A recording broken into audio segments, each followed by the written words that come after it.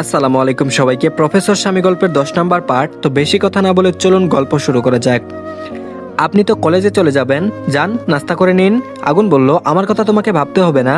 মোম বারবার কয়েক পলক ঝাপটে গুলগুল চোখ করে চেয়ে চেয়ে বলল, আপনার কথা আমি ভাববো না তো কে ভাববে? আমি তো আপনার বউ, আপনার জন্য এখন থেকে বেশি চিন্তা তো আমিই করবো, তাই না? আগুন জবাব দিল না। অন্যদিকে তাকিয়ে কিঞ্চিত মুচকি হাসলো। মোমের দিকে ভ্রুকুচকে চেয়ে রাশভারী কণ্ঠে বলল, রুটিগুলো তো খুব সুন্দর করে বানিয়েছো, ভালোই গুল হয়েছে। আগুনের থেকে প্রশংসা শুনে মোমের মনটা খুশিতে নেচে উঠল। খুশিতে গদগদ হয়ে বলল, অনেকদিন পর বানিয়েছি বলে তেমন গোল হয়নি, নয়তো আমি আরো গোল করে রুটি বেলতে পারি। আপনি খেয়ে দেখুন কেমন হয়েছে। পর মুহূর্তে মুখটা গুমরা করে বলল, শুধু রুটি খাবেন কি করে? আমি তো আপনার জন্য কিছুই করতে পারলাম না, তার আগে হাত পুড়িয়ে ফেললাম। আগুন বলল, ব্যাপার না, ভাজি আছে তো, আমি ম্যানেজ করে নিব। মম অবাক হয়ে জিজ্ঞেস করলো, আপনি ডাল দিয়ে আলু ভাজি খান? আগুন ফিচেল হেসে বলল, হুম। মম বলল, তাহলে জলদি খেয়ে নিন, কলেজের দেরি হয়ে যাবে তো। আর দয়া করে বাইরে থেকে খাবার অর্ডার করবেন না, বাইরের খাবার খেতে ভালো লাগে না। আমি কষ্ট করে দুপুরে রান্না করে নিব, অসুবিধা হবে না। আগুন ধমকে দাঁত চেপে বলল, মুখটা একটু কম চালাতে পারো না? এমনিতেই যখন কথা বলতে বলি তখন কিছু বলো না, চুপ করে থাকো। আর অন্য সময় তো কথা বলতে নিষেধ করলে বেশি বেশি বলো। মম গাল ফুলিয়ে বসে রইল। এই লোকটা এমন কেন? উনার মেজাজ কি সবসময় নাকের ডগায় থাকে নাকি? সারাক্ষণ শুধু ধমক দেয়। মম মনে মনে ভেঙচি কাটে। আর এদিকে আইমানের ভার্সিটির পেছনে মেন গেটের বাম দিকে একটা পুকুর আছে। জায়গাটা বেশ নিরিবিলি, বসার জন্য সিমেন্টের তৈরি 4-5টা বেঞ্চের মতো রয়েছে। অনেকগুলো গাছপালা আছে। গাছের ছায়ে পরিবেশটা হালকা ঠান্ডা ঠান্ডা ভাব। ব্রেক টাইমে স্টুডেন্টরা এখানে এসে আড্ডা দেয়। স্টুডেন্ট ছাড়াও আরো অনেক মানুষ আসে এখানে সময় কাটানোর জন্য। আইমানের গার্লফ্রেন্ড মাইশা পুকুর পাড়ে দাঁড়িয়ে আছে, বারবার ঘড়ির দিকে নজর বোলাচ্ছে, হয়তো কারো আসার জন্য অপেক্ষা করছে। আইমান আজ ভার্সিটিতে না গিয়ে সরাসরি এই পুকুর পাড়ে চলে এসেছে। আজকে ওর প্রথম ক্লাস ইংরেজি। ইংরেজি স্যারের ক্লাস করতে ওর একদম ভালো লাগে না। বেটা ক্লাসের লেকচারের থেকে আজাইরা লেকচার বলে বেশি।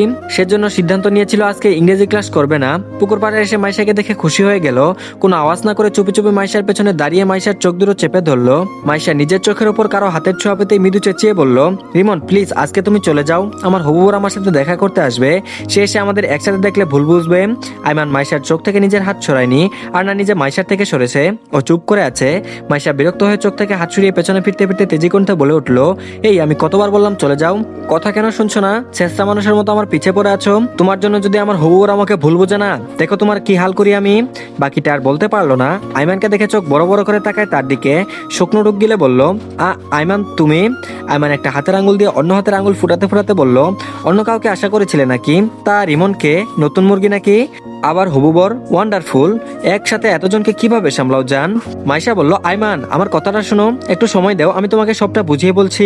আইমান রক্তচক্ষু নিয়ে তাকিয়ে বলল, চুপ শালি, আরেকটা কথা বলে থাপিয়ে তোর মুখের নকশা বদলে দিব।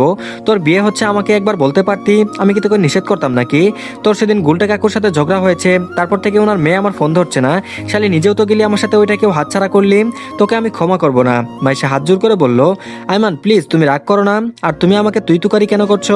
আমি এই বিয়ে করব না, বিয়ে করলে তোমাকেই করব। বিয়ের পর তুমি আমাকে একই রকম ভাবে ভালোবাসবে তো? আইমান গাছের পাতা ছিঁড়ে সুর টেনে বলল, কেন নয়, বিবাহিত মেয়েদের আমার খুব ভালো লাগে। তোকে তুই বলছিস সেজন্য তোর উচিত আমাকে সালাম করা। আমার তো তোকে আরো অনেক কিছুই করতে ইচ্ছে করছে শোনা। মাইশা বলল, বুঝলাম না। আইমান বলল, মানে তোর বিয়ে আমার সাথে হোক বা অন্য কারোর সাথে হোক, আমি সবসময় তোকে ভালোবাসবো।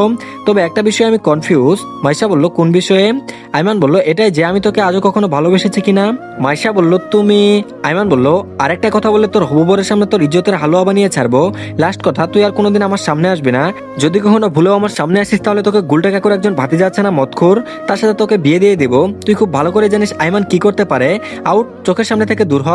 মাইশা ভয়ে ঢুক গিলল।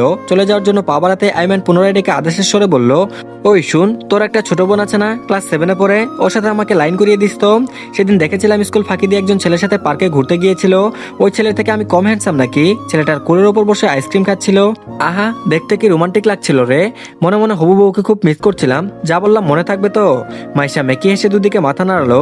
আইমান দাঁত চেপে বলল, তাহলে এখনো এখানে দাঁড়িয়েছিস কেন? যা শালি, পাক এখান থেকে। মাইশা কাচুমাচু হয়ে দৌড়ে আইমানের সামনে থেকে চলে গেল। ভেবেছিল আইমানকে পটিয়ে ওর বাবার বিশাল সম্পত্তিতে ভাগ বসাবে, কিন্তু ফাটা কপাল, সেটা সম্ভব হলো না, আর হবেও না। আজ কার মুখ দেখে যে ঘুম থেকে উঠেছিল কে জানে। মাইশা সেখান থেকে চলে গেল। আইমান দীর্ঘশ্বাস ছেড়ে সিমেন্টের তৈরি বেঞ্চের উপর উঠে বসে পড়লো। পুকুরে হালকা ঢেউ খেলানো পানির দিকে তাকিয়ে হতাশ কণ্ঠে বলল, ডিয়ার হবু বউ, কোথায় তুমি? তোমাকে খুঁজে পাচ্ছি না তো। তুমি তাড়াতাড়ি চলে আসো। মাইরি, সত্যি বলছি তুমি আসলে আমি পিওর সিঙ্গেল হয়ে যাব।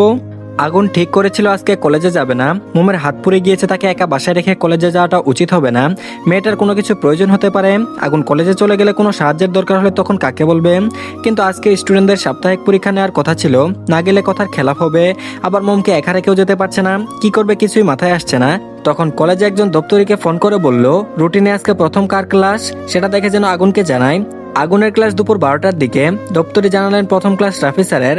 আগুন রাফিকে কল করে বলেছিল আজকে তার প্রথম ক্লাসে আগুন ক্লাস করাবে, আর রাফি যেন আগুনের ক্লাস টাইমে তার ক্লাসটা নিয়ে নেয়। আগুন জানিয়েছে ওর কিছু জরুরি কাজ আছে, সেজন্য ক্লাস টাইম বদলাতে হচ্ছে।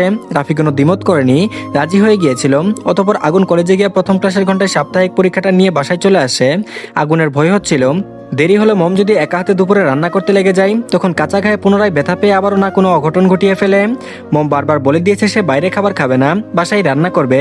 তাই যত দ্রুত সম্ভব বাসায় চলে এসেছে। মম রান্না করছে আর তার পাশে আগুন দাঁড়িয়ে আছে। মমকে রান্না করতে অনেকটাই হেল্প করছে সে।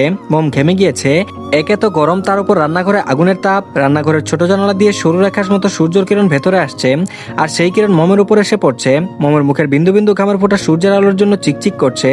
আগুন মমের সাথে আরেকটু ঘনিষ্ঠ হয়ে দাঁড়ায়, হাত বাড়িয়ে মমের নাকে থাকা ঘামটুকু বৃদ্ধাঙ্গুল দিয়ে মুছে নেয়। মম হকচকিয়ে যায়, অবাক হয়ে তাকায় আগুনের দিকে। কিছু না বলে পুনরায় রান্না করায় মন দেয়। আগুনের সেদিকে কোনো খেয়াল নেই, তার নজর মোমের ঘেমে যাওয়া গলার ভাঁজে। পরপর ওই বেহায়া চোখ দুটোর নজর পড়ে মোমের মসৃণ কোমরে।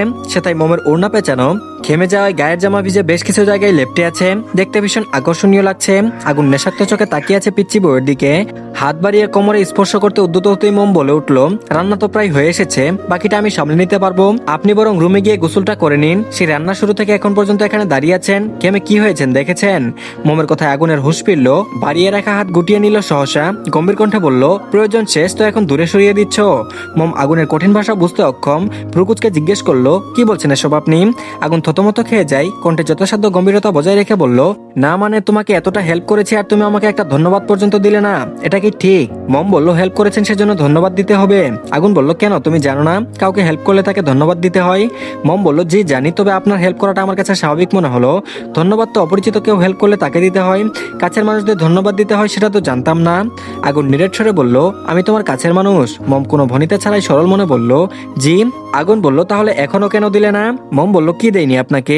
আগুন বলল, আমি যেটা পাওয়ার যোগ্য। মম বলল, কিসের কথা বলছেন আপনি? আগুন বিরক্ত হলো। এখন বিরক্ত হওয়ার কোনো কারণ নেই, তবু সে বিরক্ত। আগুন চোখ বুজে নিজেকে শান্ত করার চেষ্টা করলো। লম্বা শ্বাস নিয়ে মমের ঠোঁটের দিকে চেয়ে মোহনীয় কণ্ঠে বলল, ধন্যবাদ না দিলে অন্য কিছু দাও। মম বলল, কি দিব? আগুন তিরিক্ষে মেজাজ নিয়ে বলল, দিতে হবে না, সময় হলে আমি নিজেই নিয়ে নেব। আমার জিনিস নিয়ে আমি বড্ড সিরিয়াস, এতটুকু ছাড় দেওয়া হবে না, মাইন্ড ইট। কথাটা বলে স্তব্ধ পায়ে রান্নাঘর ত্যাগ করলো। মম বুকার মতো দাঁড়িয়ে। আগুন হুটহাট মেজাজ কেন দেখালো সেটা নিয়ে ভাবছে সে।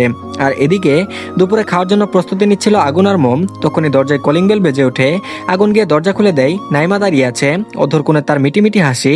নাইমাকে দেখে আগুন চমকে যায়। এই সময় নাইমার আগমন সে মোটেও আশা করেনি। ঠাস করে নাইমার মুখের উপর দরজা লাগিয়ে দেয়। সহসা নাইমার মুখের হাসিটা মুছে যায়। নেমে আসে অমাবস্যা রাতের মতো অন্ধকার। এটা কি হলো? আগুন এভাবে দরজা কেন বন্ধ করে দিল? নাইমা সাইড ব্যাগ থেকে ফোনটা বের করে আগুনের ফোন নাম্বারে কল করলো। রিং হচ্ছে অথচ কল রিসিভ হচ্ছে না। নাইমা থেমে নেই, একের পর এক কল করেই যাচ্ছে। আগুন হন্তদন্ত হয়ে ডাইনিং রুমে এসে মমের হাত ধরে টেনে বেডরুমে নিয়ে আসে। আগুনের এমন আচরণ মমের মাথায় ঢুকলো না। মমকে কিছু বলার সুযোগ না দিয়ে আগুন বলল, কিছুক্ষণ এই রুমে চুপ করে বসে থাকবে, রুম থেকে বের হবে না, আমি বললে তবে রুম থেকে বাইরে আসবে। মম মেনে নিল আগুনের কথা, মাথা নেড়ে সম্মতি প্রকাশ করলো। আগুন মমকে রেখে বাইরে থেকে দরজা বন্ধ করে দিল। চট জলদি এগিয়ে গিয়ে মেন দরজা খুলে নাইমাকে ভেতরে আসতে বলে। আগুন ভেবে পায় না একটা মানুষ ঠিক কতটা নির্লজ্জ হলে এতক্ষণ দরজা বন্ধ থাকা সত্ত্বেও চলে না গিয়ে বাইরে দাঁড়িয়ে থাকতে পারে। নাইমা ভেতরে এসে মৃদু রেগে বলল, তখন ওইভাবে দরজা কেন বন্ধ করে দিয়েছিলে, আর এখন কেন দরজা খুলেছ? কি লুকাচ্ছিলে আমার থেকে বলো? আগুন ভ্রুকুচকে পাল্টা প্রশ্ন করলো, তার আগে বল তুই এই সময় আমার বাসায় কি করছিলি? নাইমা বলল, আজব, তোর বাসায় আসতে আমাকে আবার সময় দেখতে হবে নাকি? আগুন বলল, অবশ্যই হবে, মানুষের পার্সোনাল প্রাইভেসি বলেও একটা কথা আছে। কোনো কিছু না জানিয়ে এভাবে একা একজন মেয়ে হয়ে কারো বাসায় আসা উচিত না। বিষয়টা তখন আরো সিরিয়াস যখন সেখানে শুধু একজন ছেলে থাকে। নাইমা ভাবলেশীন ভাবে বলল, আমি এত কিছু ভাবি না, আর না কোনো কিছু ভাবতে চাচ্ছি। এখন বল দরজা কেন বন্ধ করেছিলি?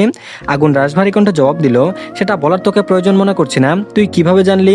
আমি এখন বাসায় আছি, তোর কিছু বলার থাকলে বল, তারপর চলে যা।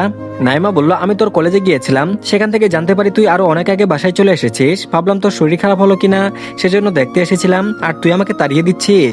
আগুন বলল, হ্যাঁ দিচ্ছি, তোকে না বলেছি হুট হুটহাট আমার কলেজে চলে যাবি না? তবুও কেন গিয়েছিস? নাইমা বলল, আমার তোকে দেখতে ইচ্ছে করছিল সেজন্য গিয়েছিলাম। আগুন বলল, দেখা শেষ, তাহলে এখন চলে যা। নাইমা বলল, এভাবে বলছিস কেন? লাঞ্চ না করাস? এটলিস্ট এক কাপ কফি তো খাওয়াতে পারিস। আগুন ভ্রুকুচকে নাইমার দিকে তাকিয়ে আছে, তপ্ত শ্বাস ছেড়ে বলল, এই ভোর দুপুরে কেউ কফি খায়? আচ্ছা বস, আমি বানিয়ে আনছি। নাইমা বলল, আমিও আসি তোর সাথে। আগুন বলল, নো নিড। নাইমা বলল, ওকে। নাইমা ড্রয়িং রুমের সোফায় বসে পড়ে পেছন থেকে আগুনকে ডেকে বলল, তোর জন্য এক কাপ আনিস, একা একা খেতে ভালো লাগবে না? আগুন কফি বানাচ্ছে, রাগ যেন তরতর করে বেড়ে যাচ্ছে, চেয়েও কিছু বলতে পারছে না, তাতে দাঁত চেপে রাগ কন্ট্রোল করার চেষ্টা করছে। নাইমার মনে সন্দেহের বীজ বপন শুরু হয়ে গিয়েছে। আজকে আগুনের আচরণ ওর কাছে স্বাভাবিক লাগছে না। এর আগে অনেকবার আগুনের ফ্ল্যাটে এসেছিল দেখা করার জন্য, তখন তো এইভাবে রিয়াক্ট করেনি, তাহলে আজকে এমন ব্যবহারের কারণ কি? বাসায় কি এমন কিছু আছে যেটা আগুন তাকে দেখাতে যাচ্ছে না? থাকলে সেটা কি হতে পারে? নাইমা চারপাশে তীক্ষ্ণ দৃষ্টি নিক্ষেপ করে অবলোকন করছে। আগুনের রুমের দিকে দৃষ্টি পড়তে ভ্রুকুচকে ফেললো। আগুন বাসায় একা থাকে, বাইরে থেকে বেডরুমের দরজা আটকানো কেন? রুমে কি আছে? কিছুই বোধগম্য হলো না। আগুন কফি নিয়ে এসে নাইমাকে দিল। নাইমা কফিটা নেওয়ার সময় ইচ্ছে করে আগুনের হাতে আঙুল স্পর্শ করে কফির মুখটা হাতে তুলে নেয়। আগুনের কাছে এটা স্বাভাবিক, কফি নেওয়ার সময় হাতে টাচ লাগতেই পারে, তবে সে তো আর জানে না নাইমা এটা ইচ্ছে করে করেছে। নাইমা কফির মগে এক চুমুক দিয়ে বলল, আমার জন্য কফি আনলি, তোর জন্য আনিসনি কেন? আগুন বলল, তোর খেতে ইচ্ছে করছে তুই খা, আমি এ সময় কফি খাই না। নাইমা বলল, দাঁড়িয়ে আছিস কেন, বস। নাইমা আগুনের থেকে দূরত্ব বজায় রেখে বসলো। বিষয়টা নাইমার মোটেও ভালো লাগলো না, কিছুটা ঝাঁজ নিয়ে বলল, এভাবে দূরে বসার কি আছে? আমার সাথে ঘেসে বসলে কি তোর গায়ে ফুসকা পড়ে যাবে? আগুনের ভীষণ মেজাজ খারাপ লাগছে, রাগ হচ্ছে নাইমার উপর, ইচ্ছে করছে ঘাট ধাক্কা দিয়ে বাসা থেকে বের করে দিতে। নাইমার খোঁচা মারা কথা ঠিক হজম হচ্ছে না, কিন্তু ও এখন রাগ দেখাতে যাচ্ছে না। মম বাসায় আছে, সিন ক্রিয়েট করাটা ঠিক হবে না। চাপা সরে ধমকে গম্ভীর কণ্ঠে বলল, মুখ সামলে কথা বল, খেসাখেসি করা তোর স্বভাব আমার না, সেটা তুই খুব ভালো করেই জানিস। কফি খাওয়া শেষ, এখন তুই আসতে পারিস। নাইমা বলল, আরেকটু থাকি, তুই কি লাঞ্চ করেছিস? না করলে চল একসাথে লাঞ্চ করে আসি। আগুনের কণ্ঠ ফুরে আবার রাগটা বেরিয়ে আসলো, মৃদু চিৎকার করে বলল, আমি জাস্ট বিরক্ত হয়ে যাচ্ছি নাইমা, তোর আগমনে আমি সত্যি সত্যিই বিরক্ত।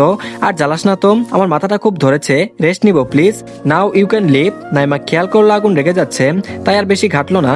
ভেবেছিল বেডরুম কেন বাইরে থেকে লক করে রেখেছে জিজ্ঞাসা করবে, সাথে এটাও জেনে নিবে ওই রুমে কি আছে, কিন্তু আগুনের রেগে যাওয়া দেখে কথাগুলো গিলে নিল।